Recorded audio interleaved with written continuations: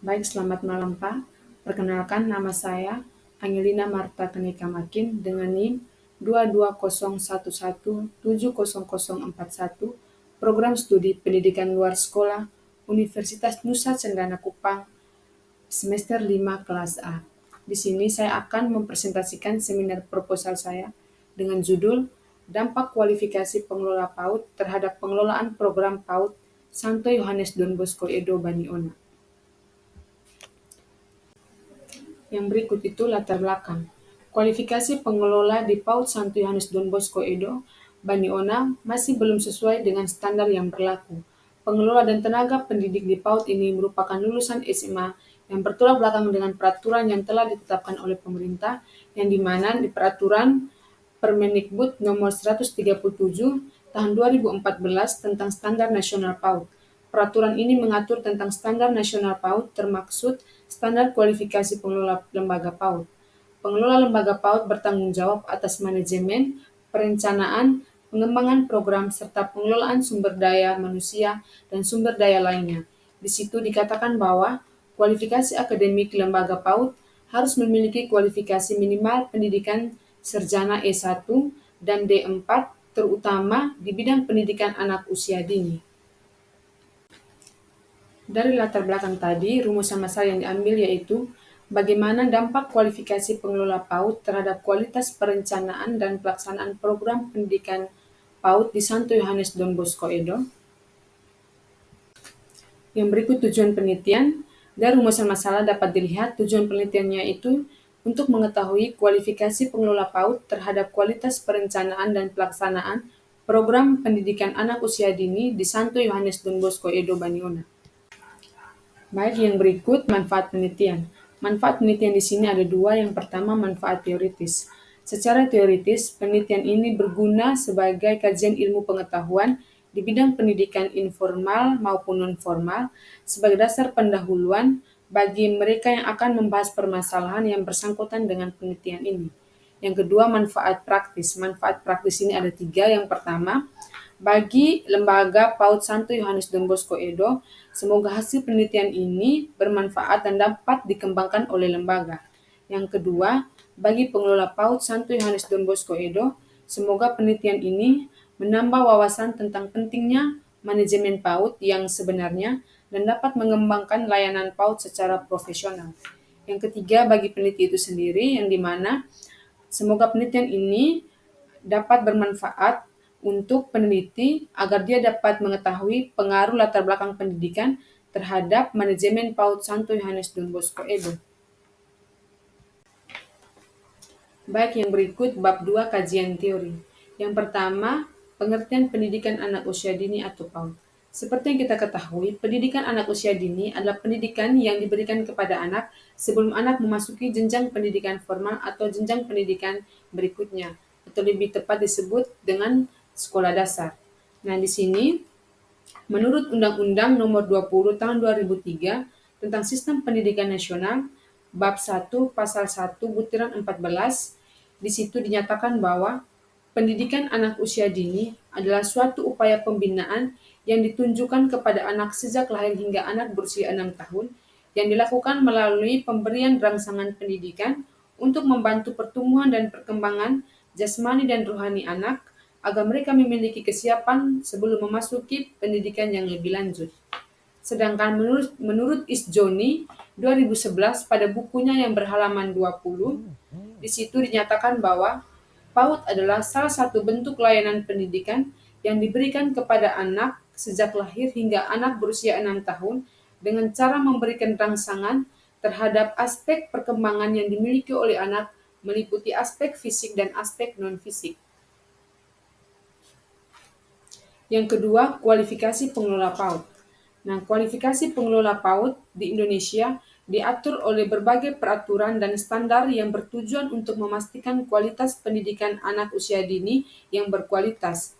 Pengelola lembaga pendidikan anak usia dini memiliki peran penting dalam memastikan kualitas manajemen dan operasional lembaga tersebut. Oleh karena itu, pemerintah melalui Kementerian Pendidikan, Kebudayaan, Riset, dan Teknologi telah menetapkan berbagai aturan, standar, dan kualifikasi pengelola PAUD. Berikut ini peraturan yang mengatur tentang pengelola lembaga PAUD. Yang pertama, Permendikbud nomor 137 tahun 2004 tentang standar nasional. Nah, di dalamnya itu pokok-pokok standar pengelola PAUD-nya meliputi yang pertama kualifikasi akademik. Nah, kualifikasi akademik di sini yaitu pengelola lembaga PAUD harus memiliki kualifikasi minimal pendidikan sarjana S1 atau D4, terutama di bidang pendidikan anak usia dini. Yang kedua, pengalaman. Pengelola harus memiliki pengalaman yang mendalam terkait dengan pendidikan anak usia dini atau lembaga pendidikan lainnya. Yang ketiga, kualifikasi kompetensi. Nah, kualifikasi kompetensi ini yang pertama, kompetensi manajerial. Nah, pengelola harus memiliki kemampuan untuk merencanakan, mengorganisasikan, memimpin, mengendalikan operasional lembaga. Ini termaksud mengelola sumber daya manusia, keuangan, sarana dan prasarana, serta hubungan baik dengan masyarakat sekitar. Yang kedua, kompetensi administratif. Nah, di situ pengelola harus mampu mengelola administrasi pendidikan seperti perencanaan anggaran, pengelolaan aset dengan pengarsipan data. Yang ketiga, kompetensi supervisi. Pengelola harus mampu melakukan supervisi terhadap tenaga pendidik dan kependidikan di lembaga PAUD untuk memastikan pelaksanaan program pendidikan anak usia dini sudah berjalan dengan baik dan sesuai dengan standar. Yang berikutnya, kompetensi pengembangan program. Pengelola harus mampu merencanakan dan mengembangkan program-program pendidikan sesuai dengan kebutuhan anak dan perkembangan kurikulum. Nah, yang berikut, penyelenggaraan dan pengelolaan PAUD diharuskan untuk memenuhi standar yang telah ditentukan. Standar Nasional Pendidikan Anak Usia Dini selanjutnya disebut dengan standar PAUD adalah kriteria tenaga pendidikan penyelenggaraan PAUD di seluruh wilayah hukum negara Kesatuan Republik Indonesia bertujuan untuk menjamin mutu pendidikan anak usia dini. Yang berikut jenis-jenis program pendidikan. Nah, jenis-jenis program pendidikan yang pertama itu jenis pendidikan jalur formal.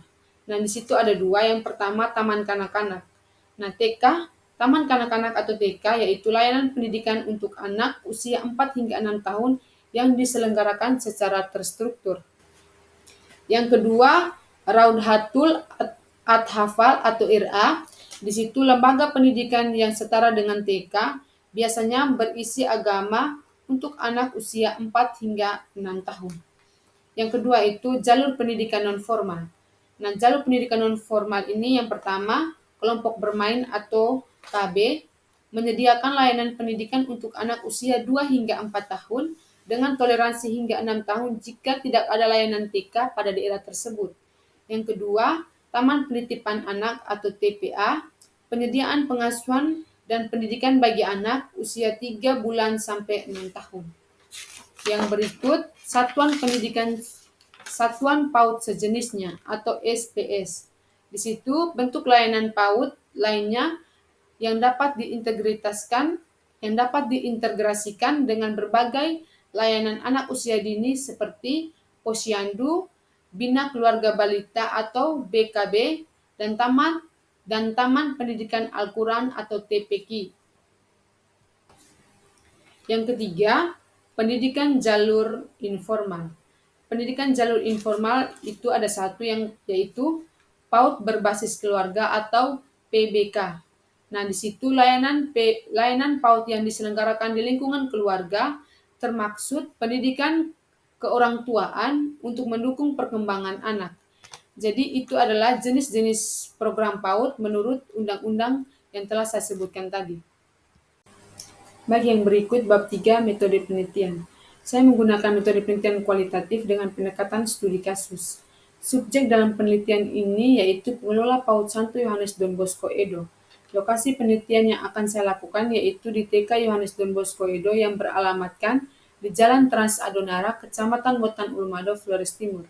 Teknik pengumpulan data yang pertama observasi. Di sini saya menggunakan observasi partisipan. Menurut Sugiono 2007, dengan menggunakan observasi partisipan, maka data yang didapatkan akan lebih lengkap, tajam, dan sampai sampai mengetahui pada tingkat makna dari setiap perilaku yang tampak. Yang kedua, wawancara. Menurut Anggoro 2009, halaman 17, wawancara semi terstruktur terdiri dari serangkaian pertanyaan-pertanyaan yang terdalam dengan menggunakan pertanyaan yang setengah terbuka. Wawancara semi terstruktur ini akan lebih leluasa bagi peneliti dan lebih banyak mendapatkan informasi yang lebih mendalam. Yang ketiga, dokumentasi. Menurut Sugiono 2017 halaman 124 menyatakan bahwa dokumentasi adalah catatan peristiwa masa lampau.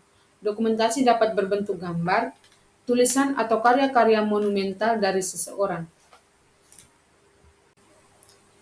Sekian presentasi dari saya. Mohon maaf bila ada kata yang salah. Saya ucapkan terima kasih dan selamat malam.